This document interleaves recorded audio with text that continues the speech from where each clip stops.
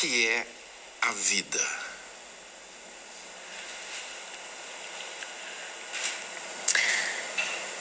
É aquele periodinho.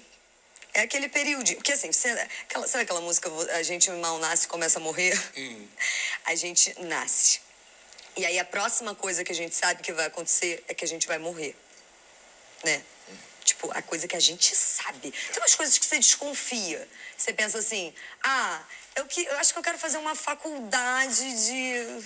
Ou senão, eu acho que eu vou fazer paisagismo. Ou, eu quero casar, ter vários filhos. Você não sabe que isso vai acontecer. Você torce, você supõe, mas você não sabe. O que você sabe é que vai ter um momento nisso aqui, nesse periodinho, que você vai não estar mais. Você não vai mais ser. Você vai morrer. Só que não dá pra gente ficar pensando nisso o tempo todo. Não dá pra você viver só assim, eu vou morrer, eu vou morrer, eu vou morrer, eu vou morrer. Então, no final das contas, se você for parar pra pensar bem, viver é se distrair do fato de que você vai morrer.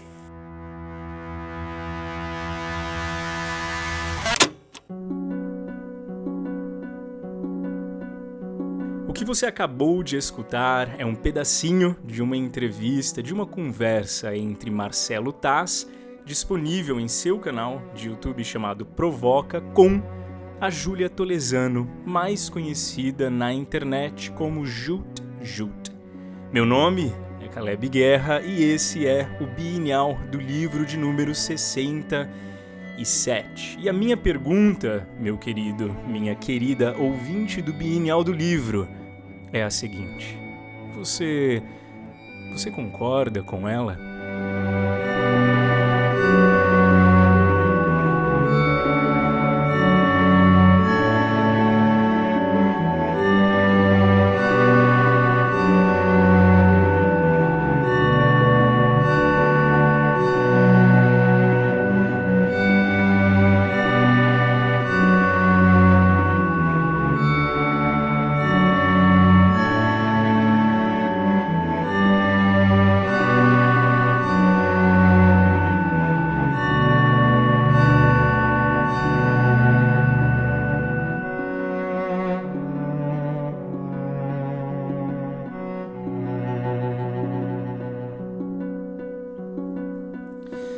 Um fato desses básicos sobre a vida e que parece ser de acordo, entre os cientistas é que 1 milhão de células morre no nosso corpo por segundo.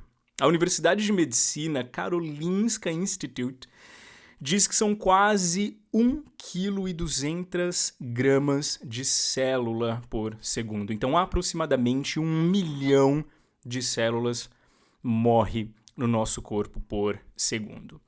Um imunologista chamado Dr. Mohamed Lamkamfi, imunologista lá do Departamento de Medicina da Universidade da Bélgica, diz que são, segundo os cálculos da sua equipe, mais de 4 milhões de células por segundo que morrem no nosso corpo. Cientistas, no geral, chamam isso de morte celular programada. Esse processo, chamado de morte, é essencial, por exemplo, para a gestação. É através da chamada morte celular programada que os dedos das mãos e dos pés do feto se formam, destruindo-se e destruindo ali a membrana que os liga nesse processo de formação. Mas também a morte celular programada ocorre ao longo da vida, sendo essencial não somente para a geração do corpo, mas para a regeneração do corpo. E aí, para quem gosta de curiosidades, cientistas da Universidade de Stanford, lá na Califórnia, foram lá e decidiram medir a velocidade da morte, a velocidade com a qual as células do corpo humano se autodestroem. E é a velocidade de 30 micrômetros por minuto, ou 2 milímetros por hora. 2 milímetros por hora. E é um processo que acontece de dentro para fora. O interior da célula se destrói e aí todo o conjunto se desintegra. Alguns cientistas estimam que 60 bilhões de células morrem todos os dias no nosso corpo. 60 bilhões de células por dia, todos os dias. Mas, nosso corpo também continua produzindo células novas. Vocês sabiam? Os cientistas estimam que o corpo de um adulto produza, em média, 300 milhões de células por minuto. Estamos falando aqui de 432 bilhões a cada 24 horas. Então, a morte celular está acontecendo em uma quantidade massiva, mas os nossos corpos também estão produzindo, gerando, dando luz a novas células. Um evento que acontece simultaneamente em mim e em você. As células que nascem sabendo, de alguma forma, que eu sou eu, certo?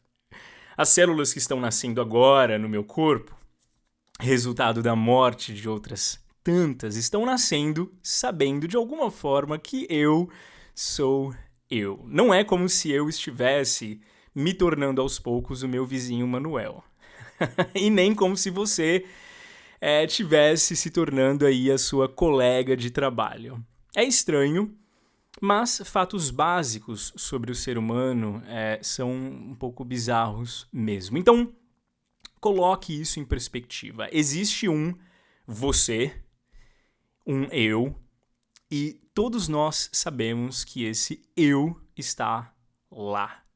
A gente não sabe de muita coisa sobre a vida, mas nós sabemos, cada um de nós, que existe um eu dentro de nós. Um eu que está sendo eu, aqui e agora. Eu sei, por certo, que tem alguém aqui dentro desse corpo. Dentro desse corpo tem um eu, e esse eu está tendo uma experiência de estar nesse corpo.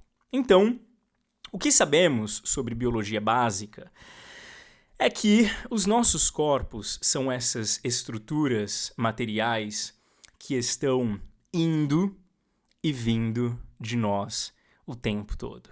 Então, o seu corpo, nesse exato momento, está morrendo e deixando você, mas, ao mesmo tempo, seu corpo está produzindo e dando à luz a novas células, ou seja, um corpo novo. 37 trilhões de células no seu corpo em uma dança de vida chamada nascimento e morte. Tudo isso acontecendo agora, tudo isso acontecendo simultaneamente, tudo isso acontecendo dentro de você. Então, o seu corpo é algo que está vindo e indo de você. Para muitas pessoas, o senso de si mesmas começa com o corpo. O que acontece dentro desse corpo? Será que existe uma alma dentro desse corpo? Um espírito, uma consciência? O que é essa consciência? Como funciona a mente, etc, etc. Por que eu me entendo eu dentro deste corpo? E isso é, na verdade, uma lógica que começa do fim. Veja, querido e querida ouvinte do Bienal do Livro, nós não somos algo acontecendo no nosso corpo. Nosso corpo é algo acontecendo dentro de nós. E o que está acontecendo é o que o nosso corpo está indo e vindo de nós, indo e vindo do que nós reconhecemos ser o nosso eu.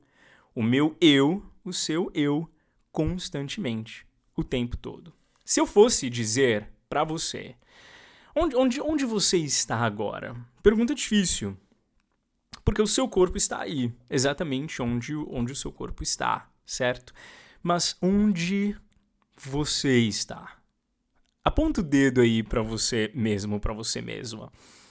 Você está apontando, quando eu falo, olha, aponta o dedo para si, você está apontando para o seu corpo, que está sentado, deitado, em pé, caminhando, onde ele estiver agora. Mas onde realmente você está?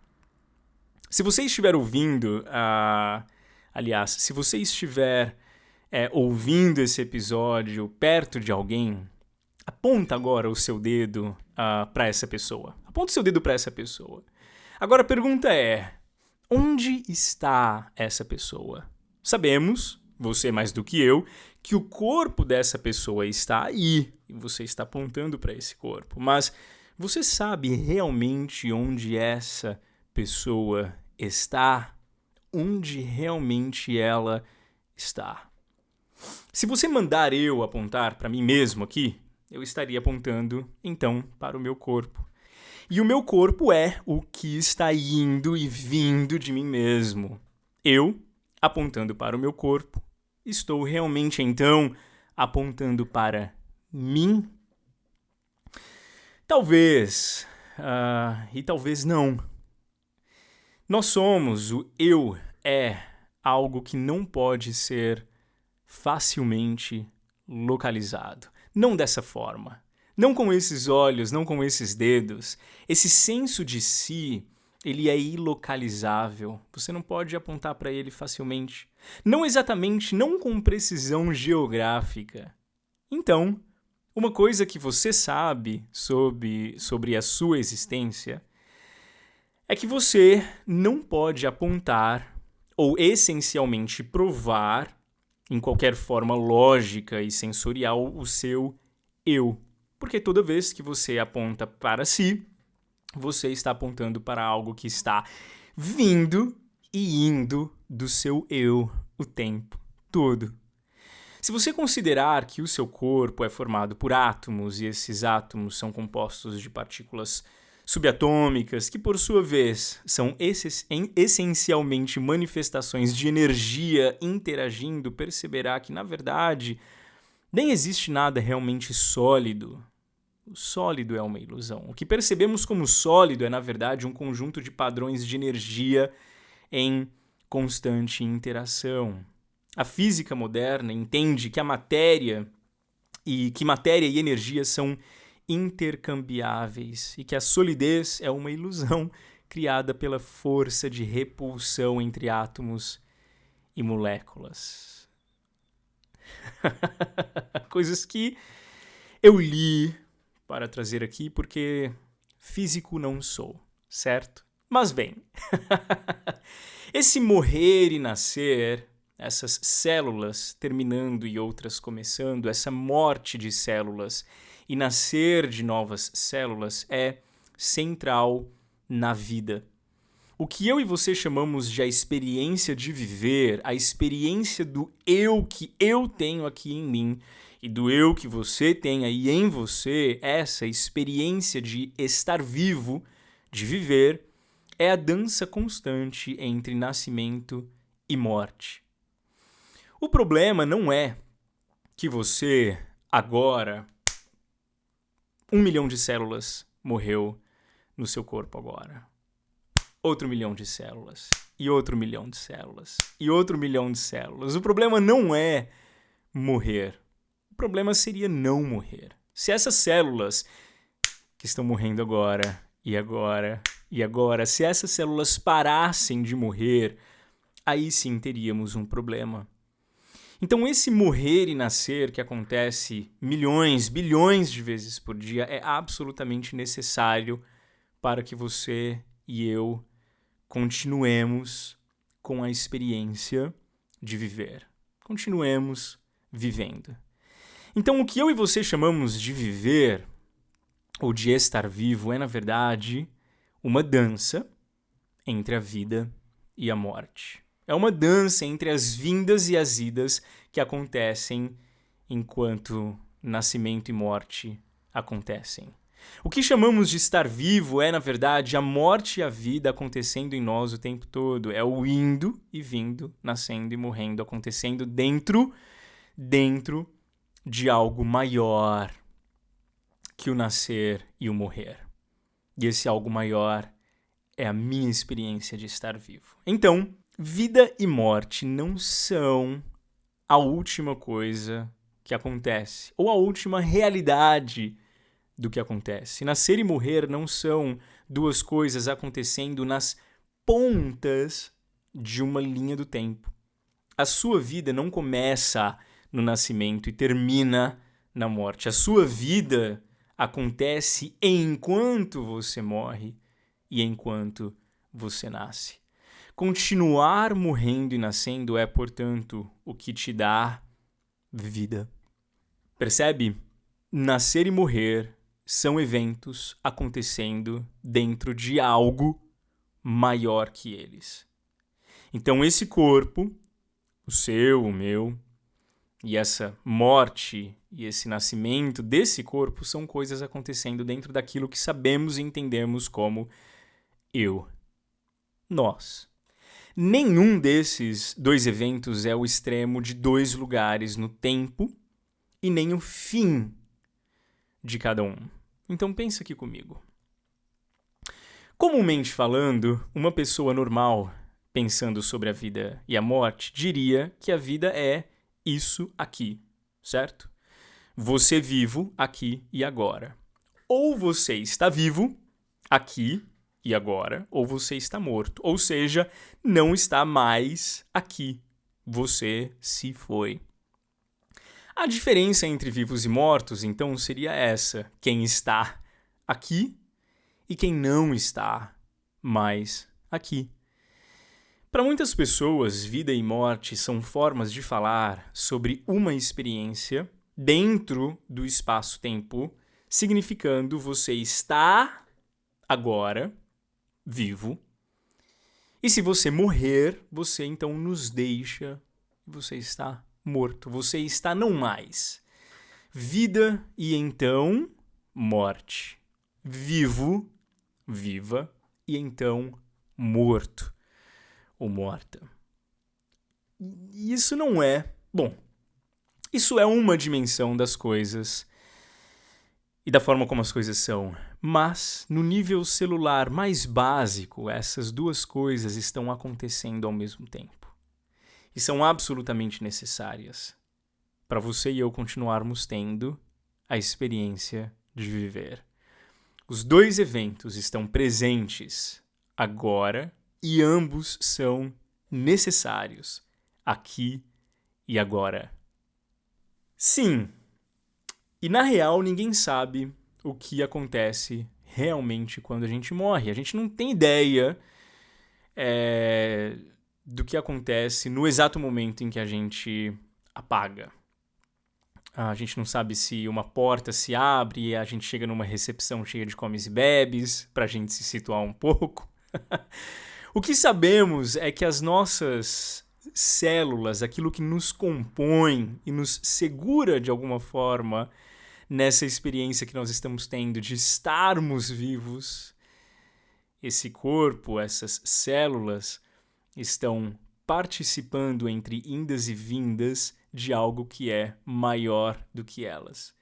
Eu e você, nós, vivendo.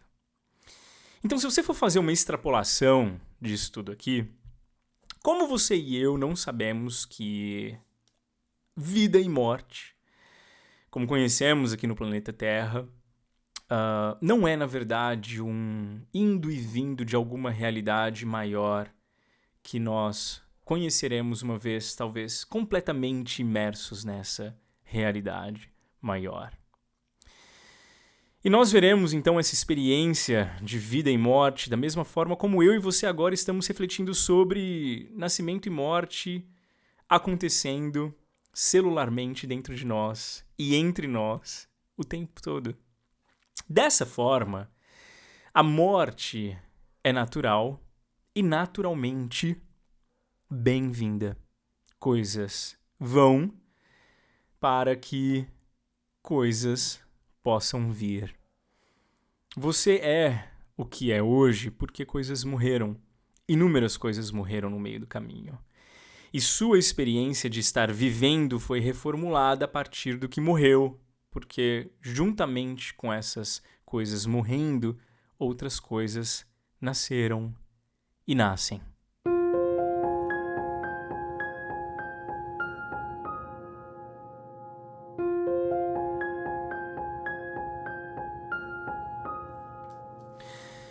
Há pouco mais mais de um mês aconteceu um evento na minha vida desses que você experimenta uma vez e uma vez somente, mas nunca acaba, nunca deixa de acontecer.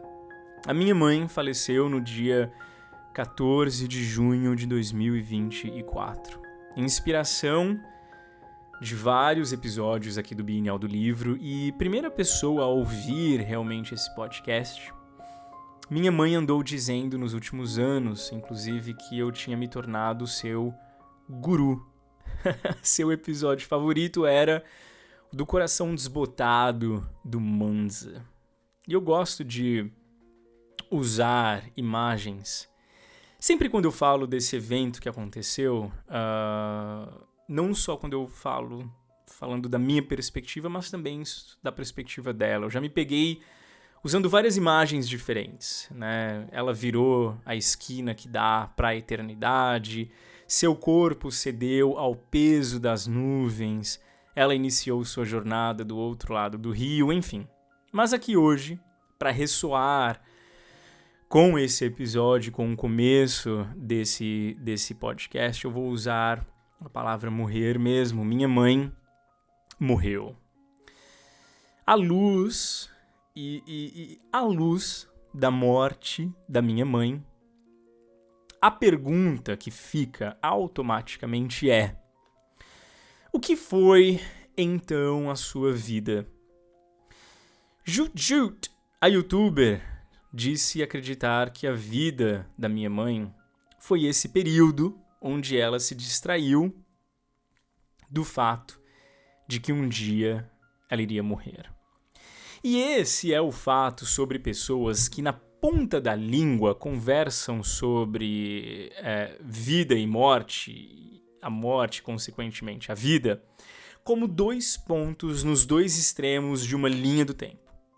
Se tudo o que você tem é o viver entre esses dois eventos, o nascimento e a morte, a vida, então a morte, essa experiência de estar vivo será pensada, analisada e vivida como, na melhor das hipóteses, vamos lá, uma grande distração mesmo. Distração do inevitável, do fim. Do quando você, que agora está, não estará mais. Mas minha mãe morreu e à luz da morte da minha mãe, a pergunta que fica é: o que foi então a sua vida? E de acordo com tudo que eu disse até agora, e suspeitem vocês, de acordo como eu tenho lidado com esse assunto, a vida da minha mãe foi uma grande experiência, uma jornada cósmica e espiritual que aconteceu com ela, com o seu eu, através do seu corpo, que desde que ela veio a ser, foi morrendo e nascendo, indo e vindo de quem ela estava sendo. A transformação do seu corpo entre mortes e nascimentos foi o que proporcionou, ou foi o que era a experiência de viver que a minha mãe teve, que a minha mãe experimentou até agora.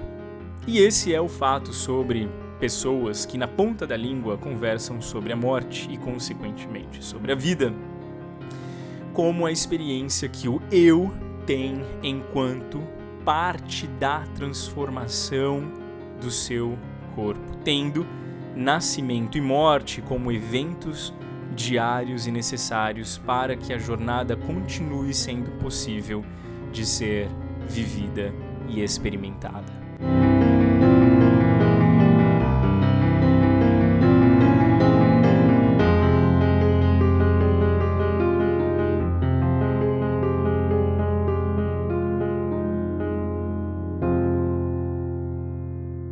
O pensamento sobre vida e morte do taoísmo antigo trabalha de forma natural tanto a vida quanto a morte, outorgando às duas coisas um certo senso de desprendimento.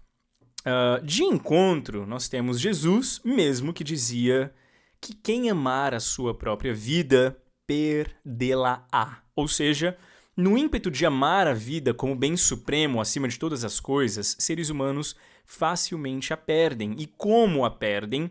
A considerando um período de distração entre dois eventos, o nascimento e a morte. Se tudo o que você tem é a experiência do viver, se distraindo do fato de que você vai morrer, então a vida no corpo, ela é perdida distraidamente. Horas.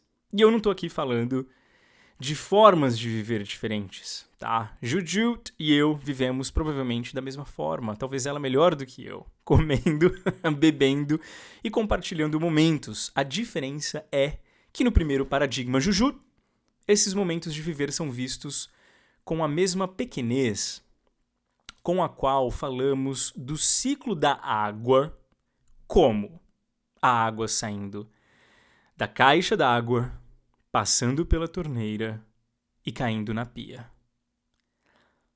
Logo, a água que veio, passou e se foi. E no segundo paradigma, esses momentos de viver são vistos, experimentados e apreciados com a grandeza e glória com a qual falamos do ciclo da água como uma jornada que começa na serena nascente, onde o líquido cristalino brota da terra num manso suspiro. De mansinho, ele se transforma em um riacho, serpenteando entre as pedras, cantando sua melodia ancestral. Daí, nas encostas das montanhas, o rio ganha força, desce com vigor, esculpindo vales e desenhando paisagens em sua dança incansável. Ao longo do caminho, abraça a vida em todas as formas, nutre as raízes das árvores, sacia a sede dos animais, alimenta as flores que enfeitam suas margens. Nos campos, se mistura ao solo, tornando-se um manto de fertilidade, abençoando as colheitas com seu toque vital. Ao chegar, por fim, às planícies, o rio se expande, tornando-se um gigante inquieto que se dirige ao vasto oceano. Suas águas, agora salgadas, se unem à imensidão azul, onde se perdem e se renovam, se espalham e se encontram novamente. No coração do mar, inclusive, a água então se eleva aos céus, levada pelo calor do sol, transformando-se em vapor, invisível e etérea, subindo até as alturas celestiais. E aí nas nuvens, o vapor se reúne, dançando ao ritmo dos ventos, até que, carregada de promessas, as nuvens se desfazem em chuva. Gotas caem, então, sobre as montanhas, deslizando suavemente pelas encostas rochosas, voltando às nascentes, reiniciando esse ciclo eterno. Veja você, ouvinte do Bienal do Livro. Nós estamos falando da mesma coisa. Tanto eu quanto você e Jujut e qualquer outra pessoa. Mas o nosso ponto de partida decide as camadas das dimensões desse incrível acontecimento milagroso e inexplicável chamado a experiência de viver. A ideia do Tao, no taoísmo, é a filosofia da origem do universo. Tao, e aqui eu pensando todas essas questões, enquanto leio as minhas coisas, Tao é suprassensível, é ilimitado, ele é eterno. Ele é incessantemente mutável. E é sendo algo para além da experiência sensorial humana, não compreensível pela nossa limitação fora do tempo e jamais estático, parado, que tal pode ser então a raiz de todas as coisas. Lao Tzu vai dizer que tal gera aliás, tal gera o um gera o dois gera o três e o três gera então todas as coisas. Na tradução do Chou Chi, ele diz que o Tao gera a unidade gera o par gera a tríade, e a tríade gera todos os seres. O que isso quer dizer? No estágio do o Tao está em um estado de não ser. O universo é uma unidade integrada, preenchida pelo Tsi caótico, por essa energia caótica, onde tudo é, como eu já falei aqui no podcast, sem forma e vazio. No estágio do 2, do não ser ao ser, o Qi, então, se divide em 2, Yin e Yang. E aí, a partir desse estágio, nós temos o 3, né, onde o Qi do Yin e do Yang se harmonizam, e aí nesse processo interativo, aliás, integrativo de duas forças, todas as coisas e todos os seres nascem. O que nós temos aqui, nós temos a desintegração do Qi e logo o gerar da dualidade entre o Yin e o Yang. E logo após, o viver de todas as coisas e de todos os seres acontecendo nesse ajuntamento natural chamado harmonização entre o Yin e o Yang. É exatamente o rompimento, a divisão, a morte, o fim de um estágio que gera o novo, que gera a possibilidade de tudo viver. É a vida acontecendo como parte das transformações ocorridas pela morte e pela vida como processos naturais que possibilitam o estar vivo.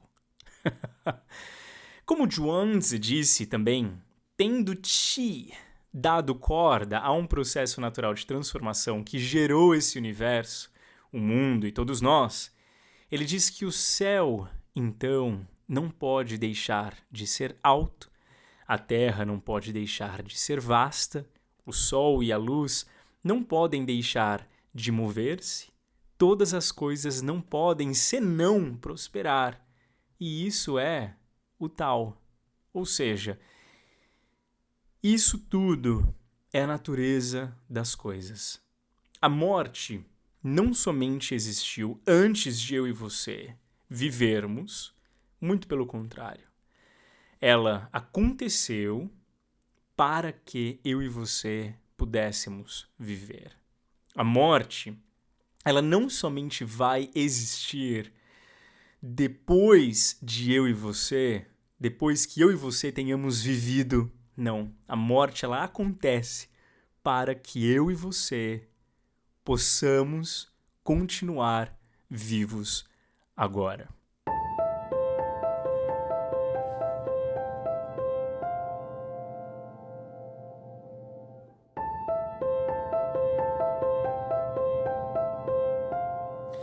No primeiro dia de maio de 2009, a minha mãe me enviou uma carta. E era o meu primeiro ano morando fora de casa, buscando meus sonhos, né, que me tornaram o que eu sou hoje. E minha mãe estava lidando com aquela coisinha chamada saudade. E eu também estava. Essa carta foi escrita, então, como resposta a uma ligação que eu fiz, chorando, dizendo que estava com muita saudade de casa. Eram os primeiros meses do que seria o fim de toda uma vida morando junto, certo? Com ela e com meu pai. Então era realmente um desses fins de processos que a vida tem. É uma carta longa sobre saudade, propósito de vida e consolo divino, inclusive. E ao escrever sobre tudo o que eu estava deixando para trás, minha mãe me encoraja de várias formas, então ela escreve a letra de uma música que ela gostava.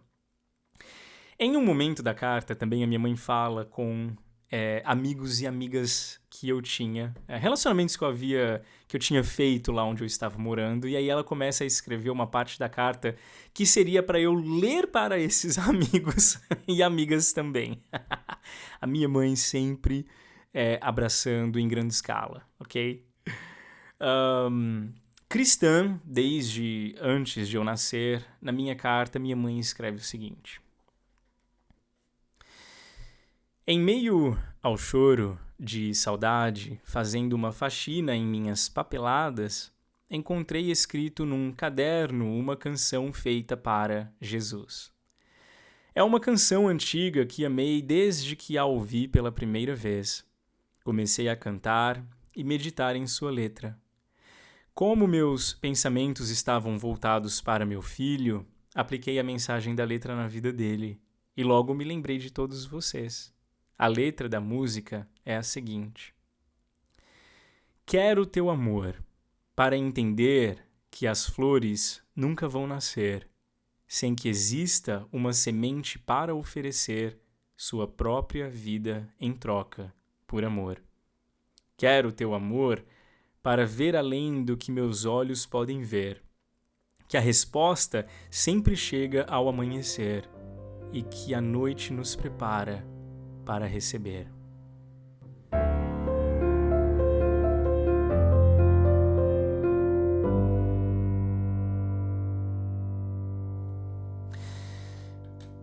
Sobre o luto.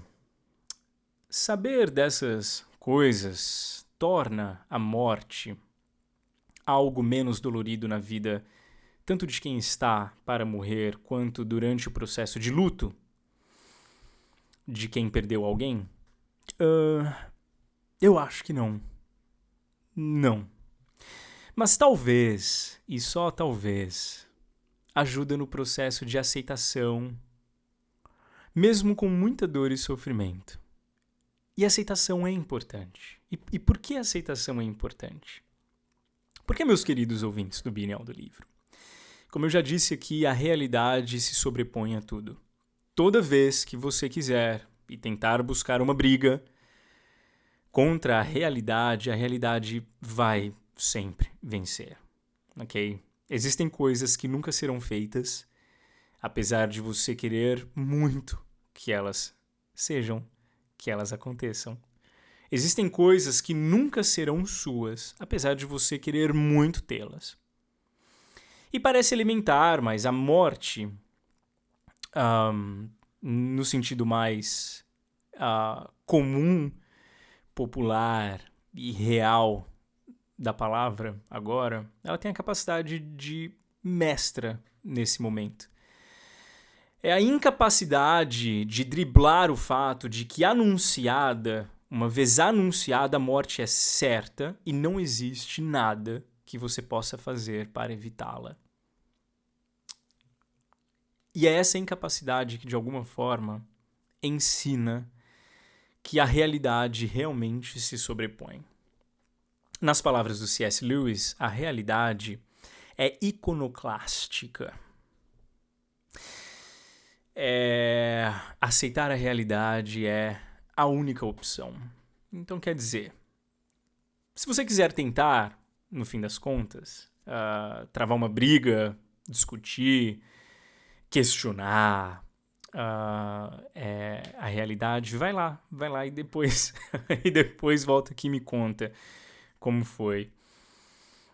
Aceitar a naturalidade do processo de transformação de todas as coisas e de todos os seres é, no taoísmo, fundamental para compreender o sentido da vida e uma forma de sanar feridas abertas pelo luto, ou seja, pela incapacidade que nós temos de querer muito que a morte não exista em um mundo onde a morte é fundamental. Compreender o sentido da vida é também uma forma de sanar feridas abertas pelo luto. Ou seja, luto como incapacidade, o sofrimento que vem, inclusive, o sofrimento que vem da incapacidade que temos de querer muito que a morte não exista em um mundo onde ela é fundamental. O que eu gosto no taoísmo é, inclusive, isso aqui. Um chamado a pôr os seus pés no chão, a perceber o que existe e o quanto eu dependo disso que existe. E, ao mesmo tempo, é um convite também a aceitar e a me submeter à realidade das coisas ao invés de antagonizar com ela. E morte, meu querido, minha querida ouvinte do Bienal do Livro, é morte. A visão taoísta da morte, na verdade, lá na antiguidade, abriu o caminho para uma mudança de paradigmas também sobre o assunto na cultura tradicional chinesa da época. Durante a época dos caras que eu acabei de citar aqui, então o Lao Tzu, o Zhuangzi, nós estamos falando de pessoas muito velhas. Se você chegou no podcast hoje, oi! Oi! Olá, novo ouvinte do Bienal do Livro, como você está? Se você chegou no podcast hoje, Lao Tzu e Zhuangzi são caras que viveram antes mesmo de Cristo ser anunciado lá na China antiga. E durante a época desses caras, existia cristalizado na literatura uma visão de que o povo deveria alegrar-se na vida e ter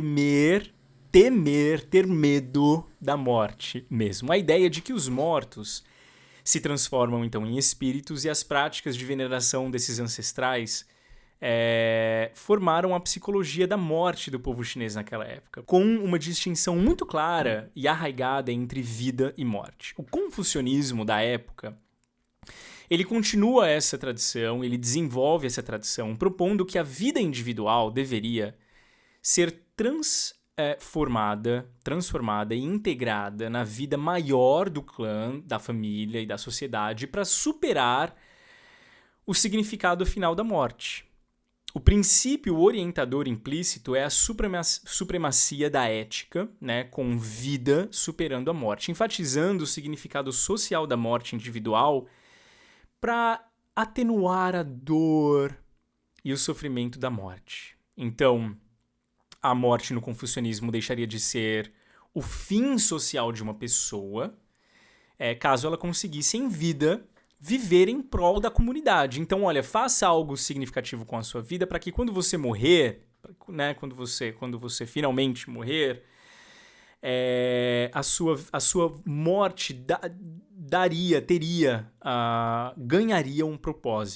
ganharia um propósito maior que você. Então viver bem, ter medo da morte, por isso viver uma vida em prol da comunidade, em prol da sociedade, para que a sua morte seja de alguma forma honrada. Mas como a maioria dos taoístas da época eram meio ermitas assim, né, e falavam muito sobre uma vida reclusa e, entre aspas, uma vida inútil para a sociedade, para o império, longe desses lugares, com pouquíssima ou nenhuma contribuição, muito bem, obrigado.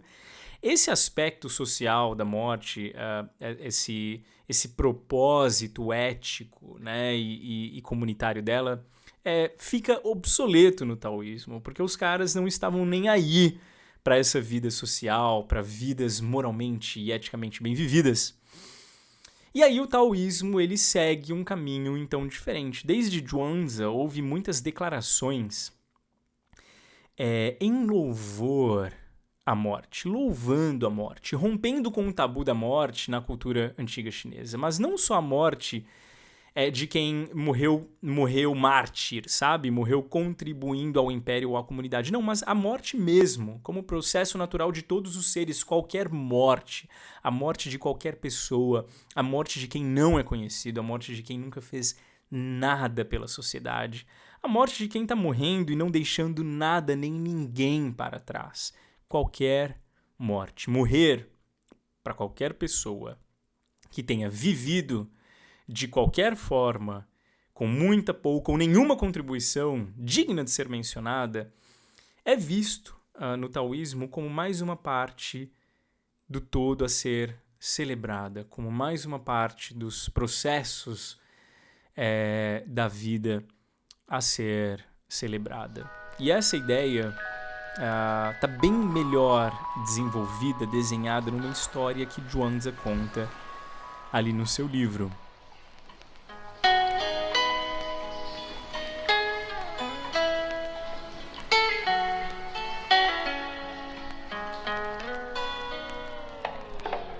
Zhuangzi fala em seu livro sobre 3 amigos que estavam conversando um dia sobre a vida. É uma conversa filosófica, perguntando que tipo de pessoa consegue, por exemplo, se relacionar sem segundas intenções. Né? Quem que consegue se relacionar sem segundas intenções? Quem consegue ajudar sem precisar deixar rastros de si nesses lugares onde ajuda? Quem é que não está buscando fama, reconhecimento, orgulho, etc. E eles estavam rindo, gargalhando, se alegrando com essas questões. E conversar sobre tudo isso fez com que eles se tornassem amigos. E aí tem uma parte da conversa que fala sobre pisar no céu e viajar sobre a névoa, ou seja, entrar nesse estado do além limite material para conseguir viver a vida de uma forma onde a vida e a morte são esquecidas, certo? Essa parte na conversa onde esquecer-se de que você vai morrer é tão necessário quanto esquecer-se de que você está vivo. Entende? Esquecer-se da morte é tão necessário quanto esquecer-se de que você está vivendo para que você viva pisando no céu e viajando sobre a névoa. Ou seja, leve. Leve. Leve. Porque os limites, tanto da vida quanto da morte, no taoísmo, são irreconhecíveis. São irreconhecíveis. Para não dizer a palavra infinito ou eterno, não há limites para a vida e para a morte. Ir e vir, perder e ganhar, se desfazer de algo para ver algo renascendo é o que dá sentido a esse momento onde nós nos encontramos agora. E esquecer dessas duas coisas faz parte da experiência de viver.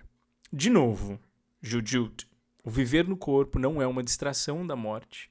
Nem na pior e nem na melhor das hipóteses. O viver no corpo é a grande celebração dessas duas coisas. Morte e vida, nascimento e renascimento. Viver nesse corpo é a suprema aceitação da vida como dádiva e na morte como celebração. Bom, continua dizendo Zhuangzi que um desses 3 amigos morreu. E aí Confúcio, ouvindo falar da morte do rapaz, manda seu discípulo Zigong para ir lá prestar condolências e tal e tudo. Mas quando o Zigong chega lá, esperando o quê? Esperando, né, um velório, uma coisa pesada, né, pessoas chorando, os ritos acontecendo como deveriam acontecer em todos os lugares. Quando ele chega lá, ele se encontra com uma cena completamente diferente. Os outros 2 amigos estão com o corpo ainda não enterrado do seu amigo morto. E estão lá cantando músicas que eles mesmos fizeram para o seu amigo e tocando instrumentos muito felizes, harmoniosamente, alegremente. Uma parte da canção que eles cantavam diz, inclusive, que o amigo havia retornado, voltando ao estado puro e natural de existência, de experiência, enquanto eles estavam aqui ainda presos nessas frivolidades da vida humana. Então eles estavam celebrando mais a morte do amigo que a própria vida deles. Eles estavam celebrando a morte do amigo e lamentando o fato de que eles continuavam vivos. Isso aqui é uma quebra de paradigmas de como os confucionistas enxergavam a coisa muito grande. E aí Zigong, ele fica escandalizado e pergunta para os 2 se ficar assim cantando alegremente ao lado de um corpo, do corpo do amigo, se era realmente algo apropriado, né? E a palavra apropriado aqui que eles usam é li. É a palavra que significa rito ou cerimônia. Ele pergunta se agir dessa forma está de acordo com as normas sociais de respeito ao falecido, mas também se eles não se importavam em atentar-se para tudo que deveria ser feito quando uma pessoa falecesse, para que sua morte, para que o evento, né, da sua morte fosse visto nessa dimensão social, comunitária, solene, talvez, né? Falando dos seus feitos em vida, etc, etc, etc. E aí os 2 amigos riram e disseram, olha, acontece que ele não entende o que é apropriado ou não. Ele não, no sentido de, olha, ele não tá nem aí agora para o que é apropriado ou não, para o que é rito ou não, para o que é velório ou não, para o que tá acontecendo, ele não tá nem aí, ele não entende mais. Nada disso. Quebrando completamente esse paradigma confucionista também e tradicional chinês de que os espíritos das pessoas que já morreram se atentam a essas cerimônias esses ritos, certo, religiosos, esperam que essas cerimônias sejam observadas para que eles, onde quer que estejam, se beneficiem disso de alguma forma. Então é claro que Tzugon, ele volta para Confúcio e com esse pequeno escândalo em mãos, perguntando que tipo de pessoas são essas? Quem são esses caras que você mandou eu ir lá encontrar mesmo? Por que eu fui nesse velório? Quem é que vive assim, sem seguir regra nenhuma de decoro, sem nenhum rito, sem nenhuma cerimônia? Quem é que vive assim? E a resposta do Confúcio sobre esse tipo de pessoas são que esses dois caras são pessoas que vivem além das fronteiras do mundo, enquanto eu, Confúcio, vivo dentro delas. E ele diz que os de além fronteira não combinam com os de dentro. E aí ele fala, eu errei, realmente, eu não deveria ter mandado você lá, foi um erro meu. E ele continua dizendo o seguinte, eles se fazem humanos em harmonia com a natureza que criou todas as coisas. Por isso, eles vagam pelo universo desprendidamente. Viver entre o céu e a terra, para eles, não é nada mais que uma concentração de energia, e a palavra energia aqui é o Tsi, vitalidade, não é nada mais do que uma concentração de Tsi. E a vida é, então, para eles, como um tumor pendurado no corpo. E a morte, então, como a sua dispersão. Vista como uma ferida, uma dor que se cura. Com essa visão, eles não fazem, então, a distinção que nós fazemos entre vida e morte. Traduzindo mais literalmente, ele faz uma pergunta. Ele fala, dessa forma, como fariam eles diferença entre começo e fim no que diz respeito à vida e à morte? Entende? No sentido de como considerariam importante a sequência dos fatos quando se trata de viver e morrer, sendo que as duas coisas acontecem simultaneamente o tempo todo. Esse foi, claro, um adendo meu aqui. Eles deixam, segundo Confúcio agora, que a vida siga o seu curso natural, sem se prenderem a limitações, vivendo livremente fora, então, dos costumes. Confúcio assume aqui, no final dessa conversa, que ele vive em cativeiro, ainda preso demais a questões sociais do império, mas que o objetivo dele de vida e o objetivo de qualquer pessoa que viva deveria ser o de alcançar esse estado, de não se importar tanto assim com a vida e nem desgostar tanto assim da morte. Não alegrar-se tanto na vida, não levar a vida muito a sério e essas convenções sociais e todas essas questões, e não desgostar, não temer tanto assim a morte. Essa frase da vida como um tumor pendurado e da morte como a cura de uma dor, ela é muito forte no taoísmo. Ela vai ser citada o tempo todo em outros textos taoístas, e ela é uma frase muito forte, porque houve realmente essa tentativa de, já que todo mundo tem medo da morte, e é celebração da vida e medo da morte, e a morte é um tabu, então a gente vai quebrar com isso, tratando a morte como uma celebração e a vida como um lamento, certo? Mas o que essa frase não significa? Eu vou dizer o que ela não significa. Correndo o risco de cantar aqui no óbvio, essa frase não significa que a vida não é importante, ok? A crítica principal do taoísmo nesse lugar e nessas histórias é sobre o viver preocupado demais com as questões da vida, principalmente questões sobre poder, dinheiro, fama. Tópicos que o taoísmo toca muito.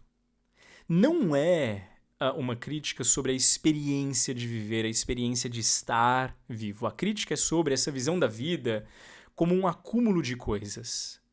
Inclusive, duas coisas que o confucionismo focava muito, principalmente para justificar e dar um propósito à morte da pessoa, que são renome e influência.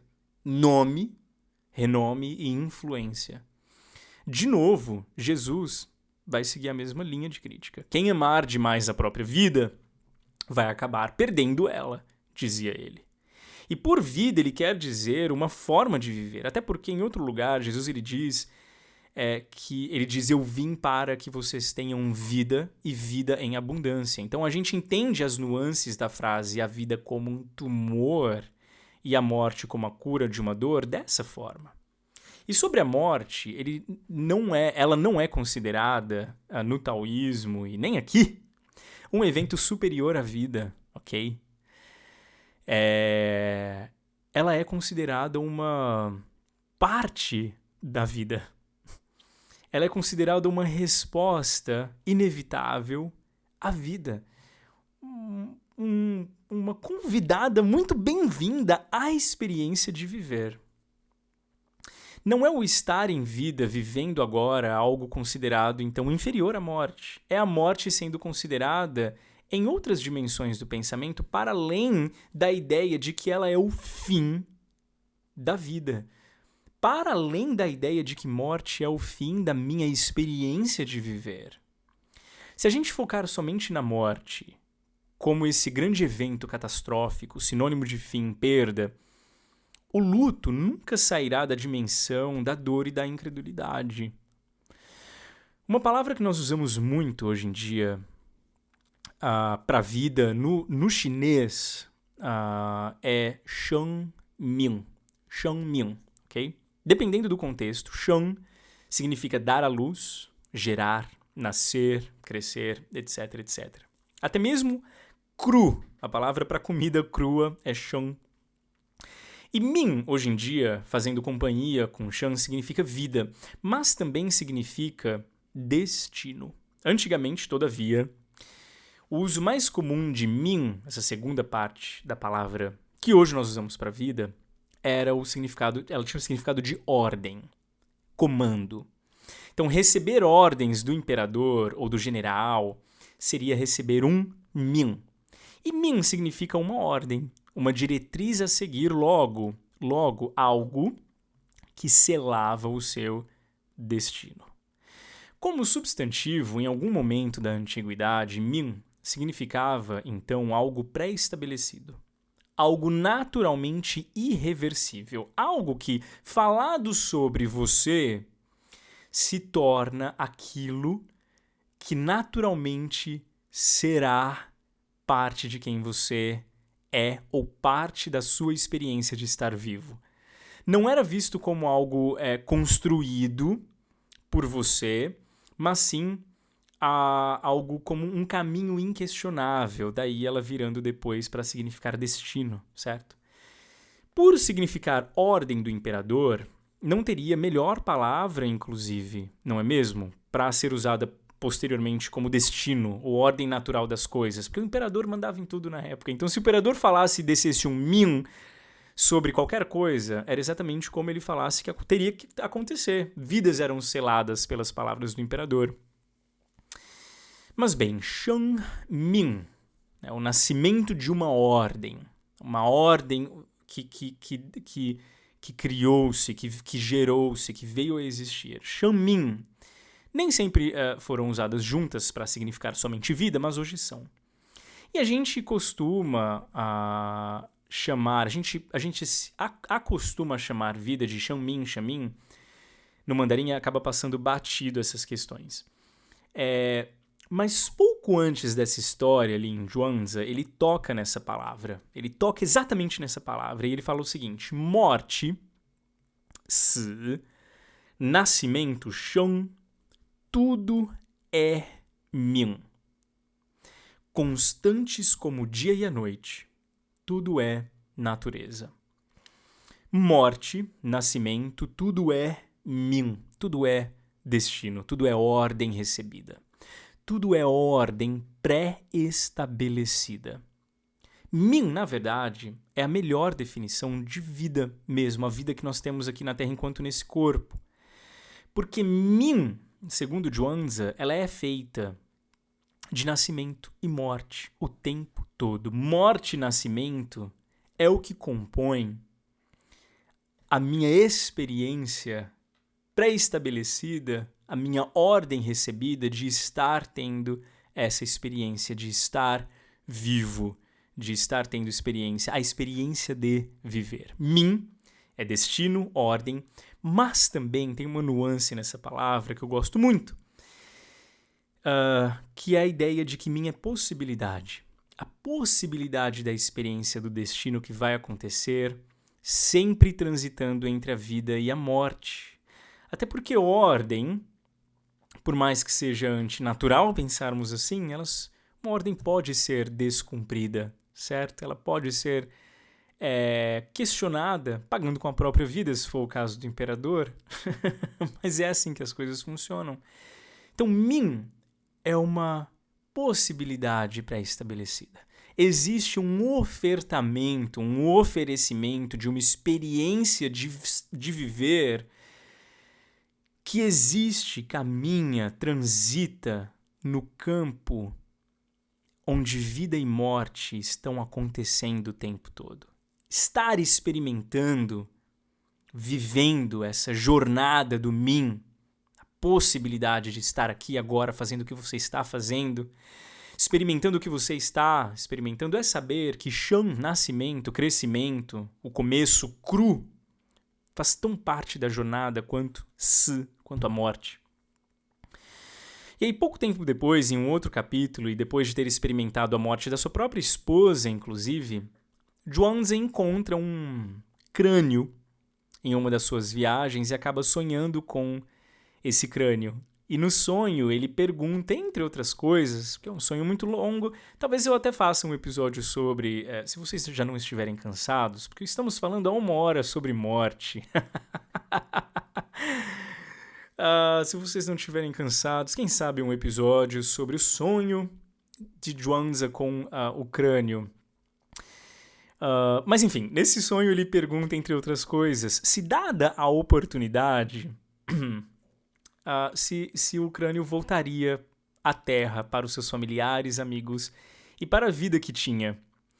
E o crânio diz que não seria capaz de abandonar tamanha felicidade encontrada no pós-experiência de morte para voltar ao mundo dos viventes. Inclusive, o nome desse capítulo é chamado de Felicidade Suprema. O crânio representando a morte, e representa, na verdade, a morte, e é através dele, dessa figura, que o taoísmo de Zhuangzi vê a vida da perspectiva, então, da morte, da perspectiva do depois, da perspectiva do ali, sabe? Do ali.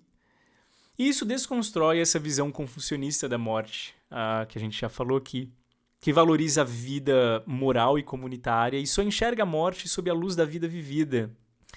Para o taoísmo, a morte deixa de ser a maior negação da vida, ou inclusive o culminar dela, e se torna uma libertação das restrições e das dores do mundo, o que eles vão chamar no taoísmo de o grande retorno.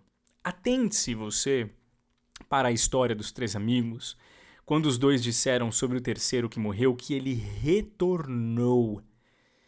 Eles não falaram que ele partiu, eles não falaram que ele se foi. A palavra usada é retorno, ele retornou. Quem morre não parte, quem morre retorna. Aos vivos pertence a peregrinação errante por terras desconhecidas, mas para os mortos, aos mortos, meus amigos, aos mortos pertence o grande retorno. Os discursos que parecem valorizar a morte mais do que a vida não estão realmente promovendo o amor pela morte e o desprezo pela vida, certo? Eu acho que isso todo mundo entende. Mas eles estão usando um método de correção para mudar a ideia comum de que a vida é sempre boa e que a morte é sempre ruim, preparando o terreno aqui para essa ideia de que existe uma igualdade entre a vida e a morte. Naquela época, antes mesmo de todo o conhecimento sobre como o corpo humano funciona e como as células morrem e nascem, enfim, igualdade entre a vida e a morte. Shang Si Qi. Do ponto de vista taoísta, a principal característica de tudo é a mudança das coisas, a transformação das coisas. E a vida humana é tanto vida quanto morte. Tanto morte quanto vida. Sem um fim absoluto. A vida, o viver humano, a experiência de estar vivo, a experiência de viver, a experiência da vida, ela acontece enquanto de mim se vai o meu corpo e enquanto para mim vem o meu corpo. Enquanto de mim morre, enquanto em mim nasce. Vida e morte são só uma dimensão da experiência de viver. Todas as coisas estão unidas e vida e morte são iguais. Quem compreende essa unidade entre existência e não existência, vida e morte, se torna, segundo Zhuangzi, amigo dos três amigos.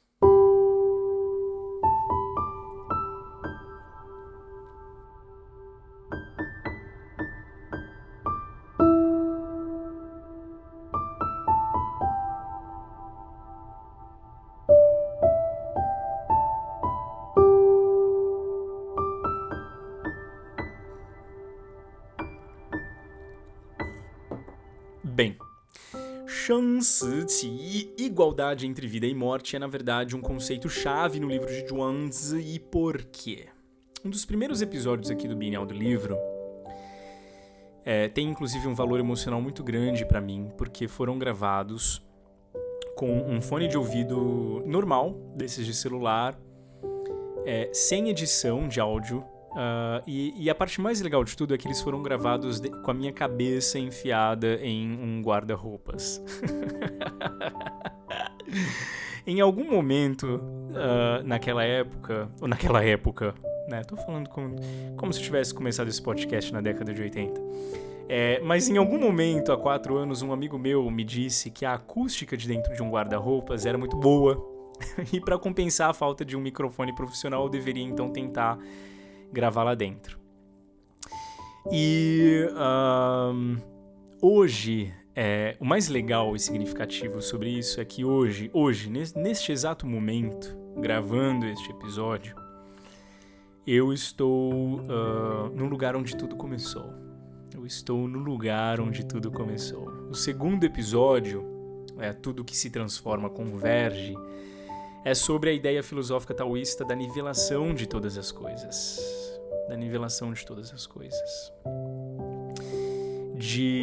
Da capacidade nossa de conseguir enxergar a vida como uma grande experiência onde coisas boas e ruins são niveladamente importantes. E eu não voltei, enfim, para escutá-lo novamente agora, mas ele é sobre o começo do livro de Zhuangzi, né, e é base também na sua filosofia, um chamado a enxergar esses extremos como nivelados, sabe? Um capítulo lá que com imagens e imaginação convida você a considerar o que parece ser o antagônico, oposto, como a mesma coisa. Enquanto eu gravava esses 2 primeiros episódios do Bienal do Livro, minha mãe entrou no quarto. E é claro que eu tive que explicar pra ela o porquê que eu tava com a cabeça dentro, enfiada no guarda-roupas. Mas fato é que hoje eu estou aqui, no mesmo lugar onde eu gravei esses 2 primeiros episódios do Bienal do Livro, na casa que é hoje a casa do meu pai, mas que já foi casa dos meus pais, do meu pai e da minha mãe. Fato é que não só a primeira pessoa que ouviu esses podcasts, a minha mãe foi a primeira pessoa que teve contato com os suados bastidores de tudo isso daqui. E agora, 67, mais de 70 episódios depois, porque alguns episódios não estão listados, boa parte de tudo isso que eu fiz porque eu pareço muito com ela. E tudo isso, essa volta que eu dei em Zhuangzi nesse tempo todo, e tudo que eu aprendi nesse tempo todo, fazendo esse podcast, me traz de volta ao mesmo lugar. A morte é um evento, meus queridos, tão significativo quanto a vida. E eu não quero passar a vida inteira me distraindo do fato de que eu vou morrer um dia, para não ter que enxergar a morte de ninguém dessa forma. Eu não quero passar a vida inteira me distraindo do fato de que eu vou morrer um dia para não ter que enxergar a vida de ninguém dessa forma. Se eu estiver me distraindo da minha morte, imagino que eu não vou pensar sobre a vida de outras pessoas. Essa não é nem a melhor forma de eu viver e nem a melhor forma de ver quem eu amo morrer. Eu não sei onde está a minha mãe, porque assim como ela sempre foi, ela está ilocalizável geograficamente. Geograficamente ela não está posta. Óbvio que, para não correr o risco de parecer lúdico demais ou surtado demais, óbvio que existe a diferença. É claro que existe a diferença. Sempre localizável, mas eu a tinha. Eu tinha o corpo dela do meu lado, logo eu tinha aquilo que poderia trazê-la para perto de mim imediatamente. Mas sempre ilocalizável, agora já não mais obviamente posta. Mas em morte, ou na experiência da morte, ou no pós-experiência morte, como diz Zhuangzi, o que eu sei e espero é que ela esteja tão experimentadora quanto ela sempre foi enquanto vivia, provando de tudo, se alegrando com todos, se aventurando por onde pudesse, ajudando sempre, cuidando sempre, abraçando sempre. A morte significa algo novo, tanto para ela quanto para mim. E é o nivelamento da vida e da morte, é nivelando a vida e a morte na jornada do mim, do destino, da ordem, da possibilidade de experiência de viver, que nós aprendemos a viver melhor e a enfrentar a morte sem medo. Porque no fim das contas, parece poesia do século XVIII, XIX, mas a morte é uma velha amiga porque ela está conosco todos os dias, criando novas possibilidades de novas experiências de vida. Bom, este foi mais um episódio do Bienal do Livro, aqui do podcast. Se você ouviu até agora, meu querido, minha querida, isso significa que talvez, e só talvez, eu tenha entrado na sua cabeça. Se esse for o caso, eu te agradeço. Vamos nos falando pelas redes sociais ou por aqui. Deixe sua mensagem, não deixa de deixar um feedback. E nos vemos no episódio 68, que sairá em breve, muito em breve. Um grande abraço para todos vocês. Até a próxima.